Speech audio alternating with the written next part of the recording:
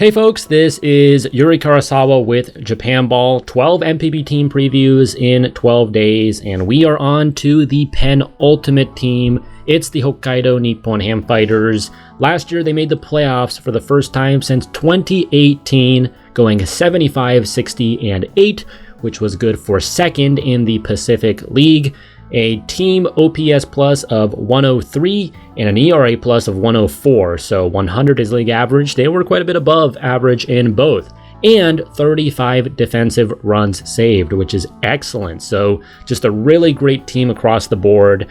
They lost in the league championship series to the SoftBank Hawks, but they got past the Lotte Marines in the first round, so a team that made a little bit of noise in the postseason and gave fans a preview of what's to come in 2025 perhaps.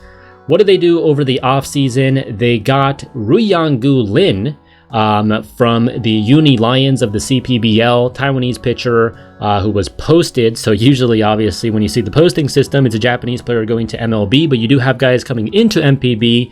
And Gu Lin was among the best pitchers there in the CPBL over the past few seasons. This is a strikeout arm, a guy who, when he pitched against Japan at the Under-23 Pro Asia Baseball Championship a couple of years ago, he was no-hitting Japan for 6 innings. So very talented, and a guy that you can expect to make an impact from year one. Koji Fukutani, a veteran from the Chunichi Dragons, they pick him up as a depth piece for the rotation, and Kengo Yoshida, a young catcher in the active player draft from the SoftBank Hawks. Notable subtractions: Patrick Murphy, Brian Rodriguez, those guys are out the door. Those were 2 relief pitchers for them. Andrew Stevenson, who came in as an outfielder last year, didn't quite work out, so he's gone. Yohei Kajiya, a veteran, has retired. Gosuke Kato, Japanese American, who is going to be in the Toronto Blue Jays front office now. So he retired. And then Eito Tanaka, a bit of a younger pitcher, going to the Yomiuri Giants in the active player draft. So, quite a few losses, but getting Gu Lin and Fukutani, those are good gets for sure. 2024 NPB Draft. They went for Rui Minayama with their first selection, but they lost the lottery. He ends up going to the Rakuten Eagles. And then they pivot to Leo Shibata, a 2-way high school prospect. So, the Fighters, obviously, with Shohei Ohtani, but also Kota Yazawa from a couple of years ago, they have become known as the 2-way team, really, in MPB. They're the one team that seems to be willing to take on a lot of these projects. And Shibata is another one who, the hitting ceiling with him is very high, lots of power there, and he can run the fastball up to 94, 95 miles per hour already. So definitely a lot of promise.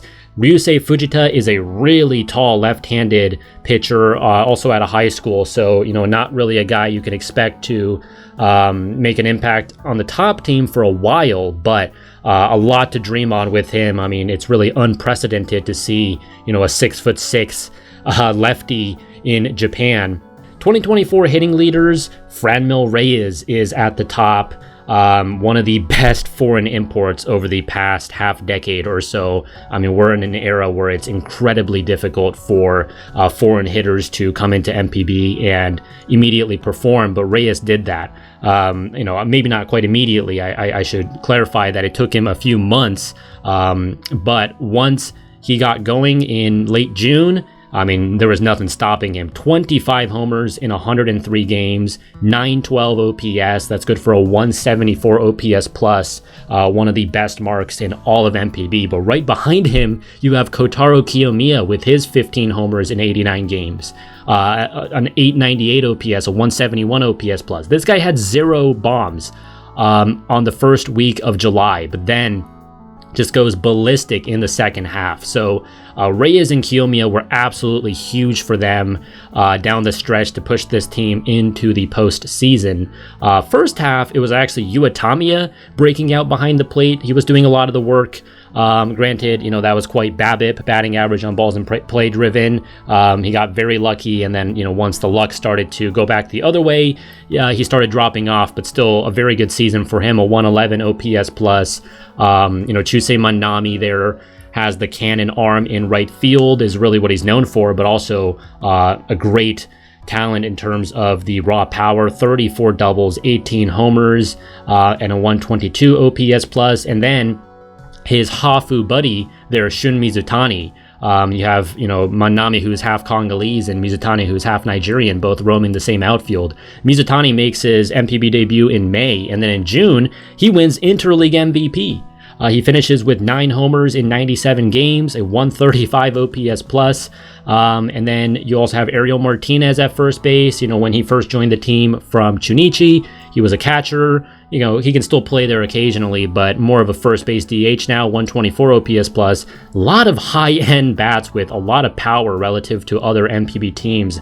As you can see, Yuya Gunji, another one who's kind of like Martinez, in that he's a catcher by trade, but can kind of play all over. 12 homers for him, a 110 OPS plus. And then you go down the board, you got some speed with Go Matsumoto and Ryota Isobata in the outfield, both excellent defenders. Yuki Nomura, one of their younger bats that has shown promise in the past. Last year wasn't good, but you can, still expect him to be in the mix there. I mean, he can play a lot of positions, so definitely versatile. And then the middle infield duo, Daigo Kamikawabata, Tatsuki Mizuno, both of them were actually all right as well, bringing some good defensive value, some speed, not too much in the way of hitting, but also not so terrible that you can't play them. So this is an incredibly dynamic team. They led the league in stolen bases. They led the league in home runs as well, or maybe they were second, but they were very much towards the top of both. This is very exciting going into 2025, considering how young so many of these players are as well. 2024 pitching leaders in the rotation, you had Hiromi Ito, who's the ace, going 176 innings of 2.65 ERA ball. I mean, the last 2 months of the season for him were especially good, but he has definitely turned into an ace. Takayuki Kato, reliable veteran, soft tosser, but just, immaculate command. You see the 2.5% walk rate. He's always below 4%, so he just doesn't walk guys. Shoma Kanemura, as a rookie last year, was definitely in the conversation for Rookie of the Year, although he didn't end up winning it. I mean, 2.38 ERA is just excellent. Koki Kitayama didn't get so many starts because he missed, kind of the middle of the season, but in 81 innings, a 132 ERA plus with a 27% strikeout rate. So a lot of exciting arms there for sure. Drew Verhagen got some starts as well. Satya Yamasaki, who they signed in free agency over from Oryx, eating some innings there at the back of the rotation.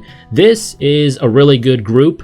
And then you look in the bullpen, and there's a lot of guys that don't have too much experience.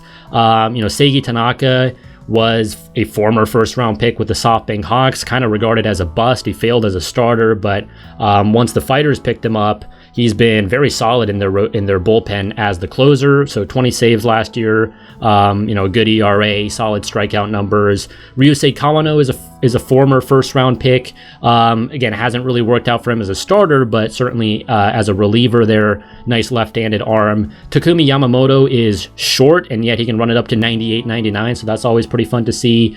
Toshihiro Sugiura is a really hard thrower. So how do they look as far as the depth chart in 2025? Yu Tamiya and Torai Fushimi behind the plate. You also have Shinto, who was one of their top draft picks 2 years ago, who might end up joining the carousel. But, I think Fushimi for the defense, the calling, good veteran presence, and Tamiya, love the athleticism there, and obviously has some upside with the bat as well, considering how good he was in the first half, hitting well over 300. First base, Ariel Martinez, really steady presence there at this point, has established himself as one of the better foreign bats in the league. Second base, Daigo Kamikawabata, who, when he first debuted, looked like he might end up being a solid shortstop. Hasn't really worked out for him there, but I think at second base, he's all right, and I think there still is a little bit more to tap into with the bat. Third base, Kotaro Kiyomiya. Again, this is a former child prodigy, regarded as a generational prospect. It's taken him so long to get to this point, but I believe in the second half of 2024, we finally saw what this guy's really capable of. So still some work to do defensively there at third base. He's more of a natural first baseman, but I think this guy could go supernova and just take over the league. Mizuno at shortstop. I think they probably wanted to get Muneyama to replace him, but honestly, he showed a lot of promise last year with adequate defense, with some speed, a little bit of power even as well. So I don't think Mizuno's bad by any means.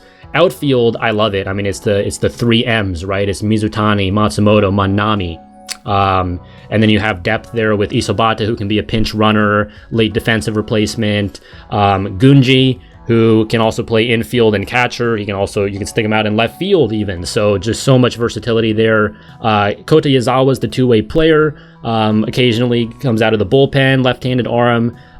Still working on the bat a little bit. Yuma Imagawa, I think, might take a step forward this year as well. He was working in the U.S. over the offseason with Teacher Man, who is famously Aaron Judge's hitting coach, regarded as one of the founding kind of thinkers in the launch quickness revolution as it comes to hitting approach. So potentially a step forward for him. And then DH Franmil Reyes, I think you just plug him in, and I'm really excited to see what he can do in a full season. Maybe 40 home runs even is definitely a possibility. Starting rotation: Ito, Kitayama, Kato.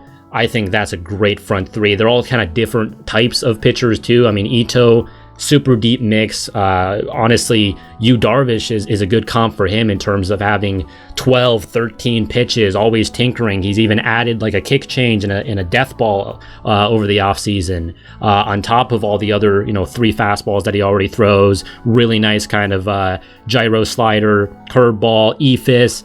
Really one of the most fun pitchers in NPB to watch. Kitayama, his fastball is elite, has a really good knuckle curve off of it. Kato, again, the soft tossing kind of command specialist. Kanemura is very much capable of getting better this season. Started out in the bullpen last year, then he becomes a starter, and I think he looked very good at times. Needs to work on the lefty-righty splits, but he's definitely trending well.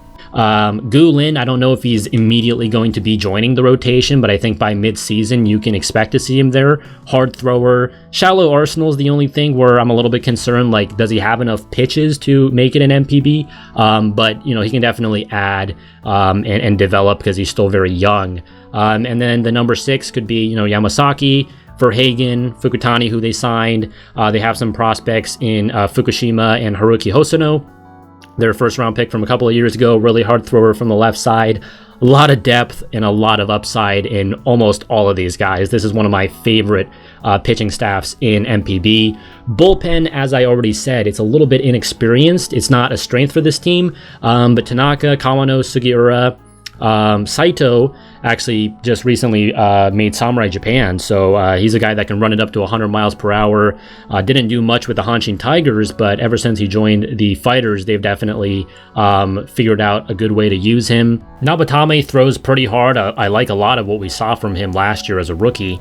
Miyanishi is a veteran left-hander. I mean, he's approaching like 1,000 games pitched or something like that. Keito Matsura has wicked stuff. I mean, he is a prospect for sure. A guy who I think can elevate himself in this bullpen as the season goes on. Onueris Zabala, another one that can run it up to 100 miles per hour. This Fighter's bullpen, man, I mean, even though the names don't really jump off the page initially, a lot of hard-throwing righties, and then you throw in a couple of these junk ball lefties there in like Kawano and Miyanishi. So I think they definitely have what it takes to be a championship team this season. Tsuyoshi Shinjo, on top of being one of the funniest, one of the most unique managers in MPB, I think he's done a wonderful job in this rebuild. I mean, when he first takes over, I think, he was doing a lot of these off-field shenanigans to where people view him as a clown. But he's putting on a show for the fans while they were a really poor team on the field. And I think it was putting the spotlight off of these players, letting them struggle, letting them get their reps in, giving a whole bunch of different young players opportunities, just moving them all around the diamond, whether they're good there or not, while they're focused on Big Boss. And then now that he's in year 3, year 4, starting to take things more seriously, you see the vision becoming solidified. And yeah, I mean, this is a team that just gives opportunities to everyone. And you see with somebody like Martinez, who they picked up in free agency because he wasn't getting adequate playing time in Chunichi. Kiyomiya under Hideki Kuriyama didn't really have a future. He was regarded as a complete bust. Shun Mizutani in the active player draft from the SoftBank Hawks, he was completely stuck there in a outfield logjam. And look what he's done now in just one season with the Fighters. I think, Shinjo really knows what he's doing when it comes to developing the young guys. So now the question is, are they really ready to take that next step and maybe even win the pennant in the Japan series? Or is this where they stagnate and kind of stay in this, second to third place territory? So we'll have to wait and see, but really fun times ahead in Hokkaido.